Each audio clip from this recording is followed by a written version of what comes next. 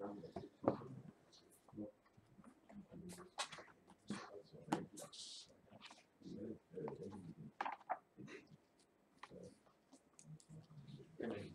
synes bare, at vi skal stille og roligt rulle i gang med Sørens PhD-forsvar. Goddag. På vegne af Institut for Planlægning her på Aalborg Universitet vil jeg gerne byde velkommen. I er alle sammen hjertelig velkommen til Søren Djørups PhD-forsvar. Mit navn er Carl Sperling, og jeg er lektor her i planlægningsgruppen på instituttet, og jeg vil være årsstyrer for dette PhD-forsvar i dag. Og jeg vil gøre mit bedste for at guide jer igennem eftermiddagen og sørge for, at I følger de formelle procedurer for et PhD-forsvar her på instituttet. Søren har givet sin afhandling titlen Fjernvarme i forandring, omstillingen til vedvarende energi i økonomisk perspektiv. Under sin forskning har Søren fået vejledning af professor Frode Vadblom, også fra det institut, og det teknisk-naturvidenskabelige fakultet har udpeget en bedømmelseskomité til at vurdere Søren Djørups arbejde. Komiteen består af 2 eksterne medlemmer. Jeg vil gerne byde velkommen til professor Dr. Lutz Mesch fra Freie Universitet i Berlin, som arbejder hovedsageligt med politikvidenskab i både forstand. Og professor Thomas Kaaberger fra Chalmers University of Technology i Göteborg, som arbejder hovedsageligt med Industrial Energy Policy på Institut for Energi og Miljø. Sidst og ikke mindst professor Poul Alberg Østergaard fra Institut for Planlægning ved Aalborg Universitet er formanden for bedømmelseskomiteen i dag. På vegne af både fakultetet og instituttet vil jeg gerne sige tak til bedømmelseskomiteen for deres indsats. Vi kommer til programmet for eftermiddagen, som er delt op i 2 afdelinger. Først vil Søren give et foredrag på maksimum 45 minutter, hvor han præsenterer sin PhD-afhandling. Derefter vil der være en kort pause på cirka 15 minutter. Ikke cirka, på eksakt 15 minutter. Og hvis nogen i publikum vil stille spørgsmål til Søren angående Sørens forskning, bedes I henvende jer til mig i pausen. Efter pausen fortsætter vi med kommentarer og spørgsmål fra bedømmelseskomiteen. Når bedømmelseskomiteen ikke har flere spørgsmål og kommentarer, får publikum lejlighed til at stille spørgsmål. Vi slutter senest kl. 16, og bedømmelseskomiteen vil udarbejde deres endelige udtalelse. Mens vi i mellemtiden kan vente på resultatet i det åbne areal på Skibbrogade 5, første sal. Det er altså på etagen nedenunder, og så til højre. Så går vi ind, og ja, der holder vi sådan en lille reception. Ja, så har jeg ikke mere at sige lige nu. Søren, ordet er dit. Tak for det, Carl. Ja, velkommen, siger jeg også. Til, først og fremmest Lutz og Thomas, som kommer hele vejen herovre. Og også alle de venner og familie, der er her, og kollegaer. Lidt usædvanligt for her på stedet, så var det oplægget på dansk. Vi er jo mest for vane at gøre det på engelsk. Men jeg har skrevet afhandlingen på dansk, og jeg skriver meget om danske forhold. Så synes jeg, det er meget passende også at rapportere det på det danske sprog. Og det er jo på en måde lidt imponerende, at jeg kan hånden ud på dansk, og så har vi en tysk ordstyre og 2 udlændinge i bedømmelseskomiteen. Og vi sætter endda også worldwide på YouTube. Og det er faktisk meget passende på en måde, synes jeg, fordi at det man opdager, når man kigger på de konkrete forhold, vi har i Danmark, det er, man ender også med stedet at tænke på, at det kan også være meget relevant for andre lande, det vi undersøger. Og min PhD ender også et sted, hvor jeg meget kigger ud i Europa, i forhold til hvordan det danske energisystem kan spille sammen med det europæiske. Selvom det egentlig er det danske system, jeg skriver om. For dem, der vågne, har jeg også ændret lidt i, eller givet oplægget titlen energiøkonomisk forandring, selvom min afhandling hedder fjernvarme i forandring. Og det er også fordi, at når man begynder at diskutere fjernvarme, så kan man ikke diskutere fjernvarme uden også at diskutere energisystemet. Så vi tilgår fjernvarme fra energisystemperspektiv. Men jeg skal lige sige, at for Lutz og Thomas, at jeg, som sagt, jeg snakker dansk, men hvis der er noget, hvis jeg snakker lidt for hurtigt en gang imellem, og jeg ikke fanger, så kan vi sagtens gentage, at vi kan også skifte over på engelsk undervejs. Og kanskje også prøve lidt svensk. Men jeg får bøjer på dansk. Ja. Det emnefelt, jeg ligesom har beskæftiget mig med, er, man kan sige, at vi går fra en fase, hvor vi har haft et fossilt energisystem, og så går vi ind, er vi på vej mod et energisystem, at vi har haft et fossilt energisystem, suppleret med lidt vedvarende energi, og så går vi ind i et vedvarende energisystem, suppleret med lidt fossil energi. Så det jeg snakker om, det er vejen mod et 100% vedvarende energisystem. Det er mit udgangspunkt.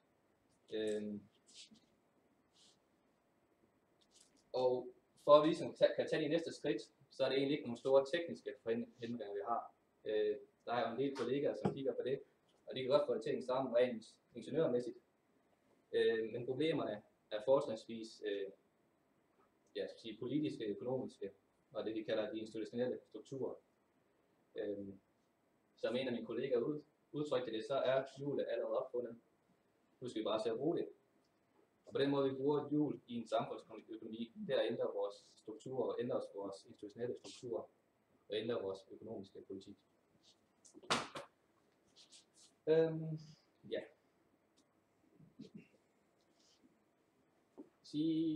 Min analyse af den tilgang, jeg har til det, har sådan en logisk orden, hvor jeg vil sige, der er et trin 1, hvor man forsøger at identificere de bedste allokeringer af knappe ressourcer. Det kan både ske igennem tekniske systemanalyser, som jeg også meget tager udgangspunkt i, men i princippet også det, jeg kalder analyse type A i min afhandling, altså økonomiske analyser. Og det man prøver at gøre på trin 1, det er at frigøre sig fra de eksisterende markedsstrukturer, de eksisterende afgiftsstrukturer, og prøve at se, hvilke muligheder har vi for at bevæge samfundet, uafhængig af det, vi allerede har etableret. På de tekniske systemer, dem der er meget lokalt ved, at de tekniske systemanalyser, der snakker vi tit om noget, der hedder choice awareness. Og det er også på en måde en form for choice awareness, jeg prøver at lave på det økonomiske niveau. Hvordan jeg gør det, vender jeg lige tilbage til senere. Når man så har fundet ud af, hvilke muligheder man har, og hvilke retning man har samfundet til at bevæge sig i, så kan vi gå til trin 2 og forholde os kritisk til de strukturer, der allerede er i markedet. Og forholde os til, om de understøtter den ønskede allokering, om den understøtter den ønskede udvikling, vi gerne vil have. Og hvis de ikke gør det, jamen, så kan vi gå til trin 3 og prøve at udvikle alternative løsninger, alternative måder, nye former for markeder osv. Jeg synes ikke altid økonomer er så gode til at tænke i de her strukturer. De er tit lidt fanget i de gældende.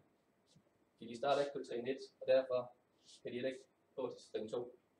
Og trin 3 er man tit ikke så glad for at gå ind i, fordi jeg ved ikke om det måske virker lidt politisk eller så videre, altså det er noget stil. Jeg synes det er vigtigt, at dem der ved noget om emnet, de prøver at komme nogle bud på, hvordan vi kan ændre samfundet, så vi får de løsninger, vi gerne vil have.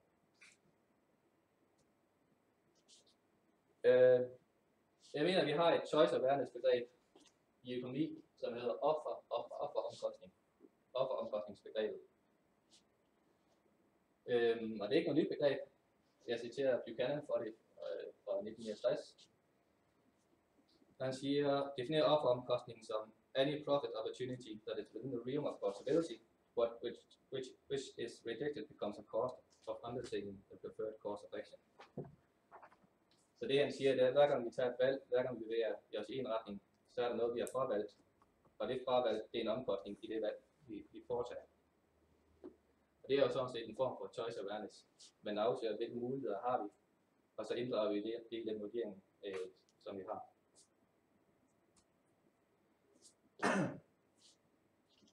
citerer også Ronald Coase for at sige, han tager også meget selv udgangspunkt i offeromkostningsbegrebet, som man siger, since it concentrates attention to the alternative causes of action, which are open to the businessman. Jeg laver så lige en streg over businessman og står society i stedet for. Og det er fordi, jeg synes, jeg har brug for det, når både teknologien forandrer sig, og når institutionerne forandrer sig, så har vi brug for et samfundsøkonomisk offeromkostningsbegreb. Vi har brug for at kunne vurdere forskellige alternativer. Og man skal i den sammenhæng huske, at priser altid afspejler det etablerede. De empiriske markedspriser afspejler det, de kalder chosen causes of action. Problemet, kan man sige, på offeromkostningen er, at det altid er en hypotetisk, fordi det er altid en virkelighed, der ikke er realiseret endnu, eller som man har fravalgt. Så hvordan bliver man i stand til at forestille sig alternative valgmuligheder? Og der er mit svar, at der er vi nødt til at være tværfaglige. Vi bliver nødt til at tage udgangspunkt for økonomers vedkommende, der handler med, der beskæftiger sig med økonomi. Vi bliver nødt til at sætte os ind i de tekniske baggrunde, de tekniske valgmuligheder. Det har vi så gode muligheder for her på stedet, fordi vi har en tværfaglig forskningsgruppe.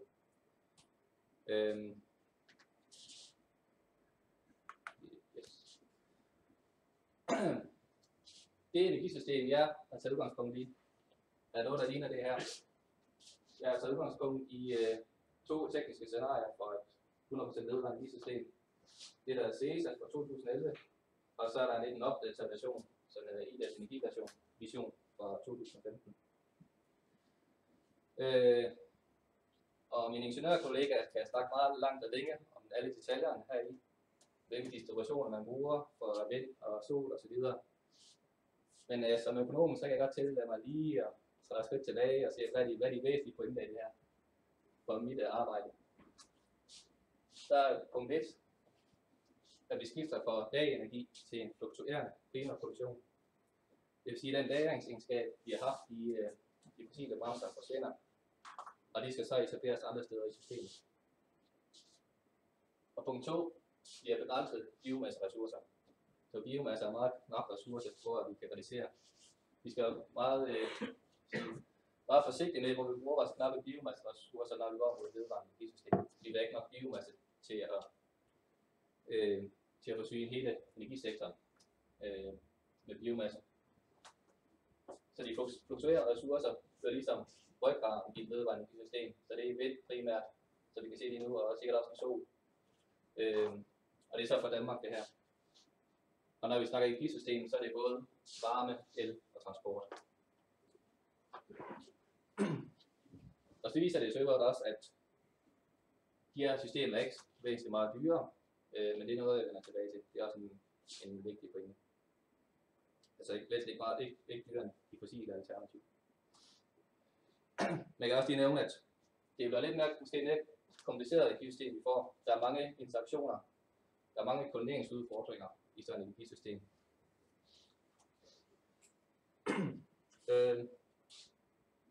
Så er der en del af det, der hedder 4DH-projektet, som prøver at finde ud af, hvordan fjernvarme skal tilpasse sig i vedvarende energisystem. Og der har vores forskning med projektlederne, den er godt. Der er den også, der siger, district heating is here to stay, but district heating has to change. Og når man hørt det så i 4-5 gange, så begynder man at tænke over, kan vide, hvad der skal blive, og hvad der bør forandre sig i mit forskningsområde. Så det er med andre ord, hvad kendetegner fjernvarme i et smart energy system? Smart energy system er vores ord for sådan et system, som er meget integreret på tværs af sektorer, og som baserer sig fortrinsvis på fluktuerende ressourcer. Og der er i hvert fald 2 hovedpunkter, som er meget relevante allerede nu for fjernvarmen. Det er, at vi bør nok beholde nogle af vores kraft-varme-enheder for backup, især vores gasmotorer, som er meget fleksible og derfor er gode som backup for vinden. Det viser sig også for ret billig kapacitet, og den kan også måske på sigt afbrænde andre former for gasser, VE-gasser og biogas osv. Og så er det meget vigtigt, at vi får el til varme, det vil sige, at vi bruger vindenergi i fjernvarmesektoren. altså fjernvarme opsuger overskydende vindproduktion, når det blæser meget som i dag. Og det er vigtigt, at vi minimerer biomasseforbruget i fjernvarmesektoren, fordi den skal vi bruge i transportsektoren, når vi kigger længere frem. Og midlerne for at bevare og forandre, det er økonomiske, institutionelle og regulatoriske initiativer. Og det er det, jeg har beskæftiget mig med i min afhandling.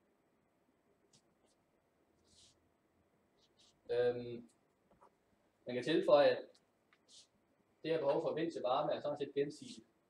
Vi godt nok skal vinden bruge en infrastruktur til at opsuge energien, når der blæser mere end det normale elbehov kan klare. Men fjernvarmen har faktisk også et problem, fordi kraftvarmen bliver presset ud af elmarkedet på grund af de lave priser. Så de skal ligesom have en ny samfundsøkonomisk konkurrencefordel. Traditionelt har det været kraftvarmeproduktionen evnen til at udnytte fossile brændsler mere effektivt end individuelle kæder, der gør fjernvarme til en god idé. Vi behøver, når kraftvarmen forsvinder, så skal vi have en ny isflage at stå på. Og der er varmepumper og varmelagring virkelig en god mulighed for fjernvarmesektoren, for at skabe en samfundsøkonomi til hele systemet omkring sig. Okay. Så vil jeg give lidt eksempler på det her offeromkostningsbegreb i anvendelse. Jeg har det, der hedder case 1 i min afhandling, hvor jeg prøver at kigge på den eleksport, vi har, og bruger det som en proxy for overskydende vindenergi. Og så kigger jeg på, hvad tjener vi på det el, vi sender ud af landet samlet set, hvor stor omsætning. Og så prøver jeg at anlægge en offeromkostningsbetragtning. Fordi hvis man kun kigger på det elsalg, man har, så er det en udmærket. Altså vi har måske lidt overskud i Danmark på eleksport. Men hvis vi skal virkelig vurdere samfundsøkonomisk, så bør vi tage stilling til, hvor den el ellers kunne være allokeret hen. Og man siger, hvis offeromkostningen er lavere end vores indtægt på elsalg, så er det sådan set fint. Men er offeromkostningen højere, så har vi faktisk et allokeringstab, et samfundsøkonomisk allokeringstab.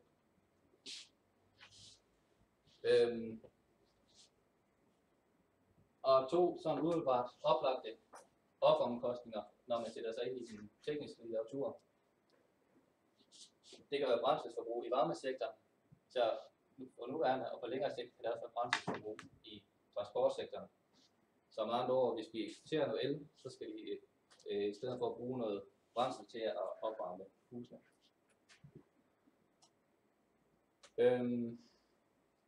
Så det er at prøve at lave en beregning på, hvor jeg sammenligner med altså den el, vi eksporterer, hvilken værdi vil den egentlig have i fjernvarmesektoren, hvis den er erstattet biomasseressourcer. Og der er så noget altså frem til, at der er et væsentligt allokeringstab, nationaløkonomisk allokeringstab, ved både når man sammenligner med halv, strafpris og strafælder. Og det allokeringstab, det er så stort, at det er mere, altså det kan sagtens finansiere investering i varmepumper. Bare i beregningseksempel, det indlægger 500 megawatt el varmepumpe-kapacitet. Så jeg vil sige, der har vi sådan set en markedsdrej. Vi har sådan set en allokering, der ser ud til at ikke at skaffe den størst mulige samfundsøkonomiske værdi af vores vindproduktion. Hvis vi så går ind og kigger på omkostningerne for el til varme for fjernvarmesektoren, så har vi dels en elpris, som okay, husk det er vist fra 2014, hvor gennem de 228 kroner per megawatt-time. Jeg tror, den er faldet siden dengang. Så har vi en PSO-omkostning, som jeg vender tilbage til. Så har vi noget distribution og noget transmission.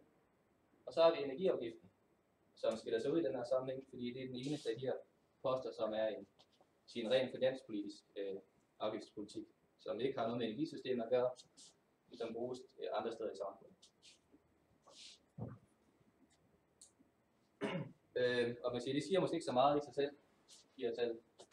Men hvis vi sammenligner dem med afgift på biomasse, så har vi en meget, meget stor skævvridning i vores afgiftssystem, hvor el betaler 380 kroner per megawatt-time, og forskellige biomasseressourcer er stort set ikke pålagt nogle afgifter. Og det er så stor en fejl, synes jeg, i vores system, at det er fortjent ikke sit eget slide fra den tabel. Så det er virkelig noget, vi bør gøre noget ved. Så i hvert fald et budskab er, at vind og biomasse det skal ligestilles i afgiftssystemet. Så når vi får vind fra el, så skal det ikke være pålagt en højere afgift end biomasse. Hvis man skal gøre noget, skulle det måske nærmere modsat, i og med at vi skal spare på vores biomasseressourcer. Og grunden til det er vigtigt, det er, at varmeselskaberne er omkostningsbevidste. Meget apropos nogle diskussioner, vi har lige for tiden i Danmark. Hvis vi går ind og kigger i statistikken, ser hvad der egentlig bliver installeret varmepumper, hvad meget de producerer, så det er næsten ingenting. Der er godt nok en lidt faldende tendens på det her slide, men niveauet er så lavt, at det er stort set ingenting. Hvorimod anvendelsen af biomasse stiger fra år til år. Formentlig som et resultat af de afgifter, vi har. Så det er sådan her nu allokeringstab, vi har i systemet. Hvis vi så kigger lidt frem og lidt mere dynamisk på det, så kan vi risikere at få nogle ekstra samfundsøkonomiske tab. I og med, at hvis vi ikke selv kan opsuge vinden i Danmark, så er det nødvendigt at udbygge vores forbindelse til omverdenen. Så skal vi investere i nye net. Lige nu er vi ved at investere i et net til Holland og formentlig også snart til England. Så det er sådan en indirekte effekt af det afgiftssystem, vi har i varmesektoren. Og det kommer til at tage en lille sidespring til P2, hvor jeg faktisk går ind og kigger lidt på de strukturer, vi har for at vurdere de her, og til at foretage de investeringsbeslutninger. Det er Energinet.dk, vores TSO i Danmark, der foretager de beslutninger. Og et helt stort grundlæggende problem, det er, at de beslutninger ikke er offentlige tilgængelige. Så de rapporter, de udgiver, hvor de beregner, de siger godt, at de beregner samfundsøkonomi, men de vil ikke fortælle deres resultater fra de samfundsøkonomiske beregninger. Og så meget som jeg kan forstå metoden, kan der også være et problem med, at det er uklart, hvor meget intern integration de egentlig regner med. Også fordi de så siger, at i og med, at vi har så høje afgifter på el, så kan vi ikke regne med, at vi selv kan integrere det, derfor er vi nødt til at bygge kabler. Og det er bare for at vise, at de er meget grundige med i deres arbejde. Så på grund af det, forsøgte jeg at se, om jeg kunne lave en egen lille eksplorativ beregning, hvor jeg tager stilling til et 700 megawatt elforbindelse til udlandet, og så prøver jeg opsætte et alternativt scenarie, hvor vi så bevarer vores kraft-varme-kapacitet på 700 megawatt, altså de her gasmotorer, og så installerer 700 megawatt varmepumper. Så den kapacitet skulle i princippet gøre det samme som et kabel, altså eksportere og importere energi, levere og aftage energi, levere og aftage el. Og man kan sige meget kort sagt, så kan vi sige, at de går fra sorte bælter til røde tal. Der er godt nok let her, hvis man kan importere el fra udlandet til meget, meget lave priser, så er der en god økonomi at bygge et 700 megawatt kabel. Men ud fra den analyse, jeg har lavet, så er det svært at se, hvad egentlig ideen er i det. Og man kan sige, at Energinet har formentlig meget mere avancerede modeller, end jeg har, og nogle mere grundige analyser. Men det er selvfølgelig et problem, at vi ikke kan have en dialog omkring det, i og med at deres analyser ikke er offentlige.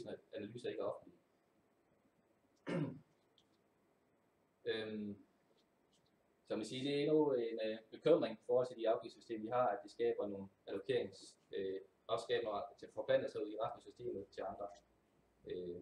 til andre fejlinvesteringer. En anden langsigtet problem ved vores, hvis vi prøver at kigge lidt frem og ud over fjernvarmesektoren ved vores afgiftssystem, det er, så vidt vi kan forstå på vores systemtekniske analyser, så skal vi også have meget el ind i transport. Og der får vi lidt den samme konkurrencesituation mellem afgift, eller mellem biomasse og el, hvor vi gerne vil have nogle elbiler og noget elektrificering af offentlig transport. Og der er også et greb, der hedder electrofuels, som er noget, hvor du booster noget biomasse med vind for at spare på biomassen.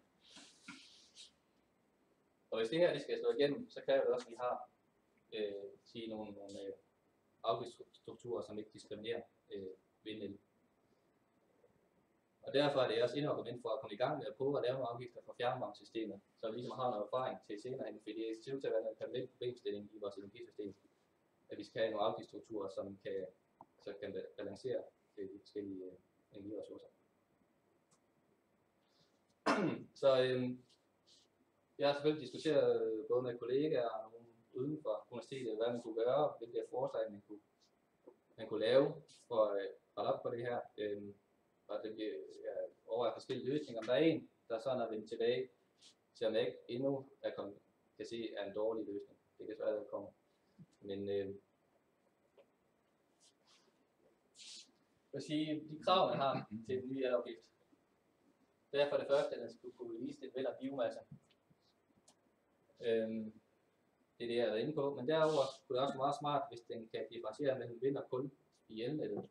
Det er sådan, når først elektriciteten er produceret og smidt ud i nettet, så kan det ikke længere skelne mellem, om det er vind eller det er kul, vi tænder for i kontakten. I og med, at det snart bliver i nettet, så er det en homogen ressource som elektricitet. Så det skulle gerne have en afgift, der ligesom kunne skelne mellem de to ting, det var godt. Ja, og så det tredje krav er selvfølgelig, at det er tilstrækkeligt, at den er tilstrækkeligt for at ændre de selskabsøkonomiske incitamenter, så vi kan få investeret i varmepumper i sektoren. Og det jeg foreslår, det er, at man laver en vindafhængig elafgift. Så i princippet, når vindandelen er høj i systemet i de timer, vi har meget vind, så falder afgiften på el. Og når vinden ikke blæser, så stiger afgiften. Eksempelvis med 0% vindandel, så har man 300 den nuværende afgift, og hvis der er 100% vind, så har man ingen afgift, og 50% så har man noget mellem. Man kan altid diskutere, hvad det helt præcis, hvordan det skal justeres, om man skal have en bund i det osv. Men det er som jeg siger, det er et spørgsmål om fine-tuning. Det er i ideen af konceptet.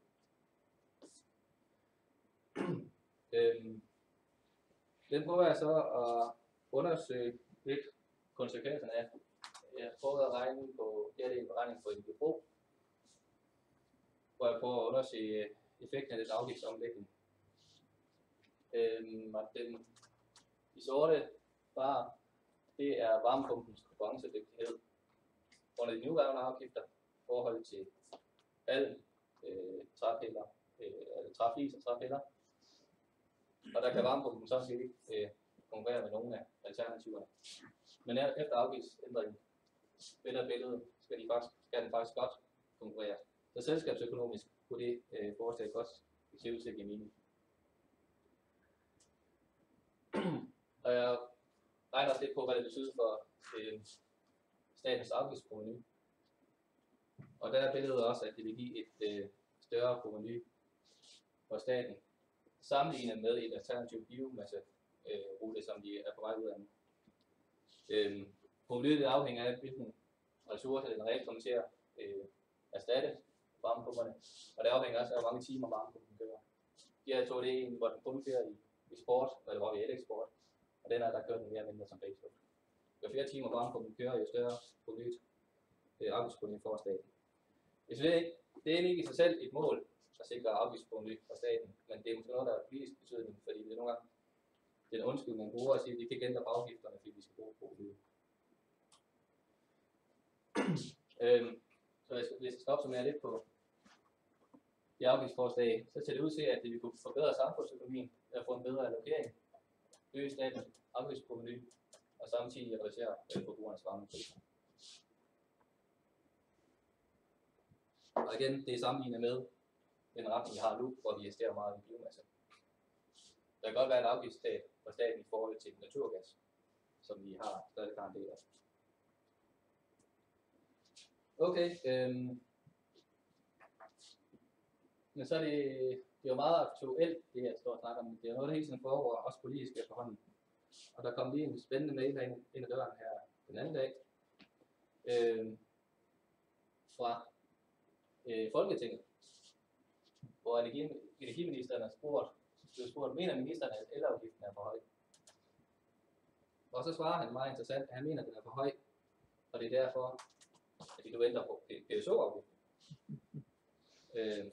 Jeg skal lige sige, at Claus Djørf er ikke en, jeg kender. Men det hedder han. Det er en, der leverer sådan nogle mails fra Folketinget. Og det er faktisk en glimrende, jeg tænkte, der er virkelig været det sådan en mail, fordi det er en glimrende bro til det næste punkt. Jeg vil gerne snakke om PSO, og hvorfor PSO ikke er en afgift.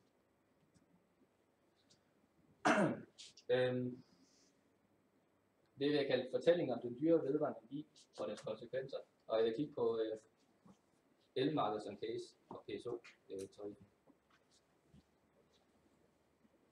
Her er det et langt citat, et eksempel på en idé, der er i hvert fald meget udbredt blandt økonomer i verdenssyn, hvor man siger, at når vi får grønne teknologier ind i elsystemet, så stiger omkostningen for at generere elektricitet.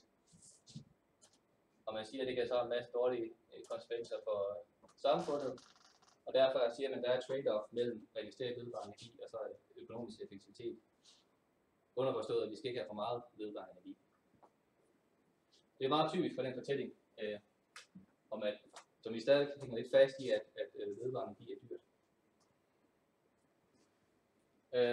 Så jeg ved ikke, om nogen har læst min indbydelse. Men her er et citater fra. Og for at sige det kort, så er en af mine pointer, at der er behov for, at vi kan resonere uafhængigt, økonomisk uafhængigt af de empiriske priser. Noget af det, der går igennem, for mange af de cases, der går igennem, og som jeg ikke nåede igennem her i en præstation, det er, at dels at de har nogle allokeringsmæssige skidte effekter, og dels at de også sætter afledt af nogle økonomiske metoder, som i for høj grad er baseret på priser, og for høj grad er låst inde i de eksisterende strukturer, og ikke kan resonere økonomisk uafhængigt af priserne. Så det godt sted at starte med at resonere økonomisk uafhængigt, det er, at hvad er det egentlig, der sker, når vi går fra en teknologi til en anden omkostningsmæssigt. Og der er en væsentlig pointe, at der ikke nødvendigvis sker en væsentlig forandring i omkostningsniveauet. Den slags er altid afhængig af brændselsprisers udvikling og teknologiudvikling osv. Men så vidt vi kan se, er der ikke så noget systematisk, der gør, at det ene er det dyre end det andet. I det tilfælde er kulkraft lidt dyrere end vind, men igen, det afhænger også af kulpriserne. Men det der stikker, som vi allerede kan se, at der sker, og som vi godt kan regne med, at der sker, det er, at der sker en ændring af omkostningsstrukturen, hvor vi går fra en stor udgifter til brændstof, til at i større grad have udgifter til investering, opbygning af kapacitet og drift og vedligehold, hvormed brændstofledet forsvinder af produktionsomkostningerne. Og det er det så for vind og kulkraft, og hvis vi zoomer lidt med ud til den totale el- og varmeforsyning af billedet det samme. De her tal er fra IDAs energimission 2015. Og brændstofstedet forsvinder, og vi får større investeringsomkostninger. Men det samlede niveau er nogenlunde det samme. Man skal lige være ret på, at vi her har en indtægt på eksport. Så forskellen er rigtig særlig stor for de to.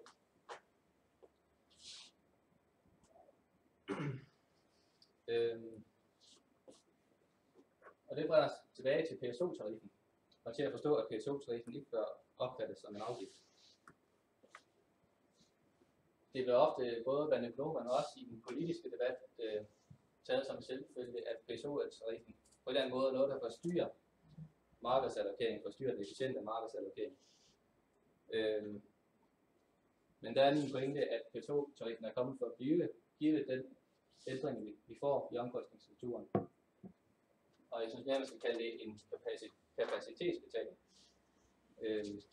Og jeg synes faktisk også, at PSO-tariffen er ganske udmærket udgangspunkt for at forstå de økonomiske aspekter af det vedvarende energisystem. Og så var der endnu svar fra den her for Folketinget, hvor ministeren bliver spurgt om man mener, at priserne vil falde i fremtiden på grund af den vedvarende energi. Altså priserne falder på elmarkedet, på elbørsen, på grund af den vedvarende energi. Og der refererer han til Energistyrelsens fremskrivning af priser, og de mener ikke, at priserne falder. Det har han så nogle argumenter for, blandt andet at de bygger kabler til udlandet, så vi håber, det holder prisen over. De regner med, at CO2-kvoteprisen stiger. Det er ikke lige noget, vi snakker fra nu, men det er snakker med anden afhandling. Og så forventer vi også fra varmekapaciteten på sjov. Den har jeg haft. Det var forandring af omkostningsstruktur. Jeg er ikke enig i, jeg er ikke så optimistisk i forhold til, om priserne stiger. For det, der egentlig sker, den ændring, vi har her, i omkostningsstruktur, det kan vi smide ud på et mere temporalt perspektiv, hvor vi siger, hvis det er en tidslinje, så når man producerer energi, så er brændstofomkostninger noget, vi kan justere på kort sigt. Drift og vedligehold er lang sigt økonomisk beslutning, mens investeringsbeslutningen er langsigtet. Og når vi går fra kulkraft til vindkraft, så forandres den her temporale struktur af omkostningerne, mens igen niveauet er nogenlunde det samme. Og derfor skal man så også for øje, at Nord Pool, hvor man omsætter langt den største del af energi, både i Danmark og i Norden, der har man kun, der byder man ind time for time. Så det er en meget, meget kortsigtet måde at prissætte. Og det indebærer, at man typisk ikke, så starten har bygget på vindkraft, så man ikke tager den økonomisk, og så man ikke tager investeringen med ind i den økonomiske betragtning, når man byder ind på elmarkedet. Og det er jo egentlig også det, de kalder merit order effekt, bare sat op på en lidt anden måde.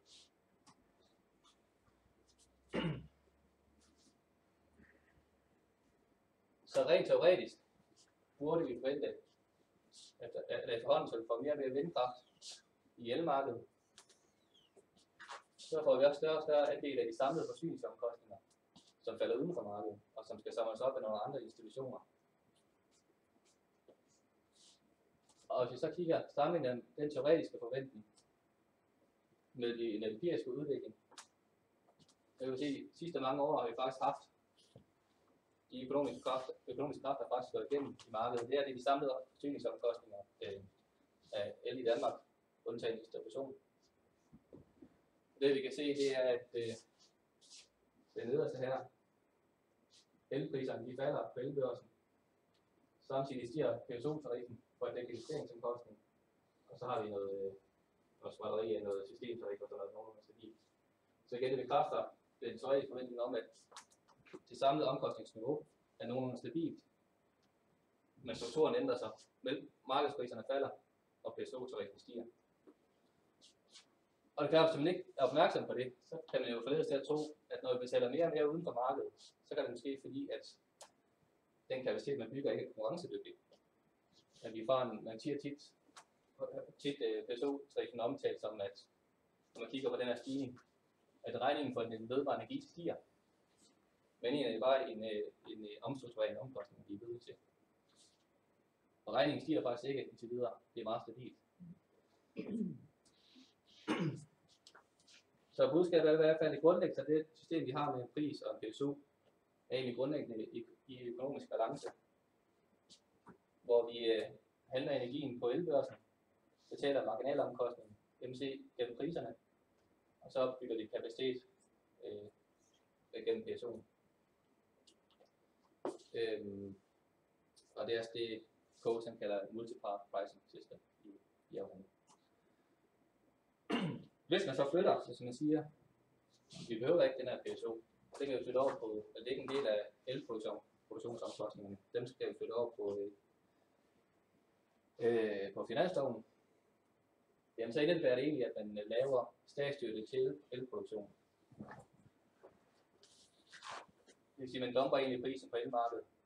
Det vil sige, at man egentlig får en stor underfinansiering af den energiproduktion, man leverer. Og det kan man selvfølgelig godt vælge at gøre politisk, men økonomisk er problemet, at vi også får et samfundsøkonomisk tab svarende til A eller B.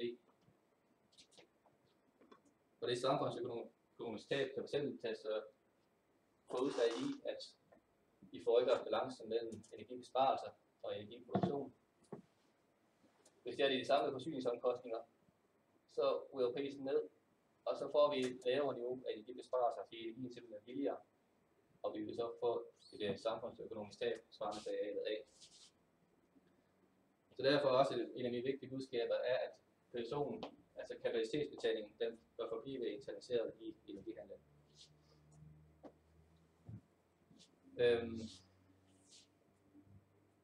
Og lidt som kommentar til nogle af de diskussioner, jeg har haft, hvad det i forhold til det EU har påpeget, så synes jeg egentlig ikke problemet er, at vi har el, at vi har en PSO på importeret el. Problemet er, at vi ikke har den på eksporteret el. For det indebærer, at hvis det er en landegrænse, så forbrugeren på den anden side af landegrænsen kan få vindenergi til marginalomkostning, hvorimod forbrugeren på den anden side i Danmark hjemme, forbrugeren kan sige, tæller den fulde pris. Og jo mere energi vi eksporterer, jo større bliver PSO'en. Så er der egentlig en underfinansiering af elektroen i det her system. Så den der er gerne PSO på eksporten. Det kan man så, figur kan man så tegne endnu større. Man kan sige, at i og med at vi leverer billig energi til udlandet, så understøtter vi egentlig også et ineffektivt energisystem. Hvorimod den stigende PSO forhindrer den interne integration i landet. Så vi får den her elmarkedshandel resulterer i en stor skævvridning mellem forskellige investeringer i forskellige lande. Og det er jo noget, man bliver nødt til at tage stilling til. Altså det er jo ikke nogen dårlige idé at handle med energi over grænser. Men man skal være klar over, at de der nationale strukturer skal på plads, før man er klar til at handle med energi. Så for at bare lige så er PSO-tariffen det er en kapacitetsbetaling og ikke en afgift. Og kapacitetsbetalinger kommer for at blive, formentlig vokse. Og derfor bør de forblive internaliseret i energihandlen. Energiforbrugerne bør betale for kapaciteten.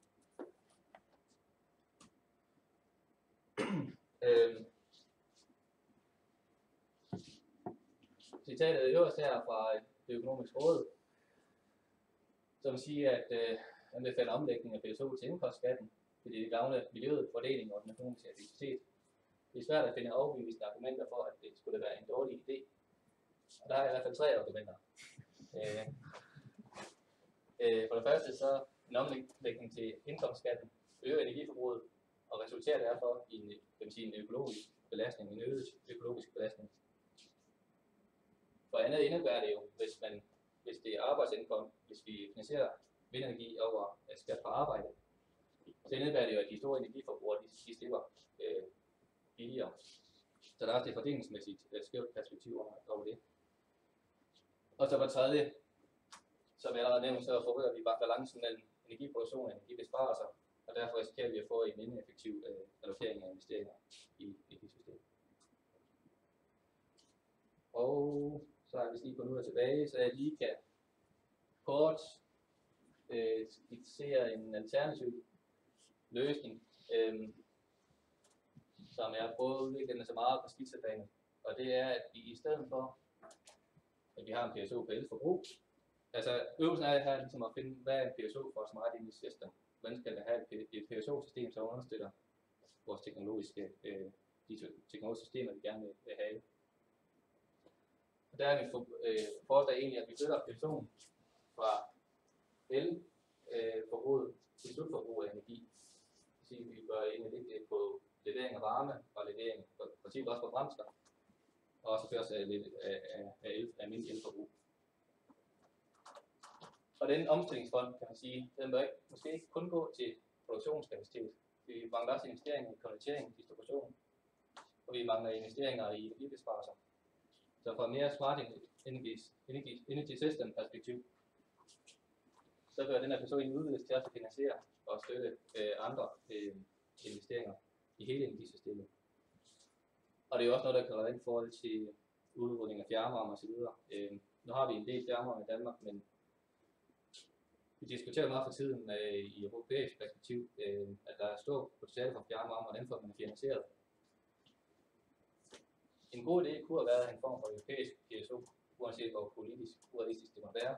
Så det er i hvert fald en måde at kunne finansiere den kapacitet. Jeg tror, jeg vil stoppe her. Nej, jeg har lige sammen her. Det er bare opsummerende for. Nu har jeg flere cases i afhandlingen, som jeg ikke har gennemgået. Men hvis jeg skal sige lidt opsummerende, så kan man sige, at den teknologiske omstilling kræver forandringer i den institutionelle struktur.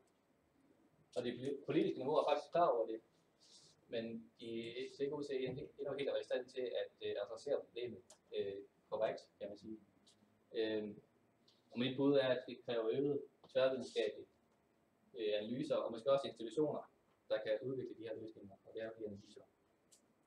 Og det er nogle meget generelle konklusioner, men man skal altid huske, at problemerne de er konkrete, og det er der som bestemt her i afhandlingen.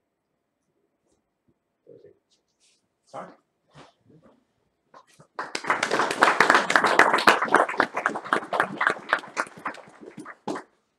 Tak, Søren. Vi holder en pause på 15 minutter nu, til kl. 14, præcis.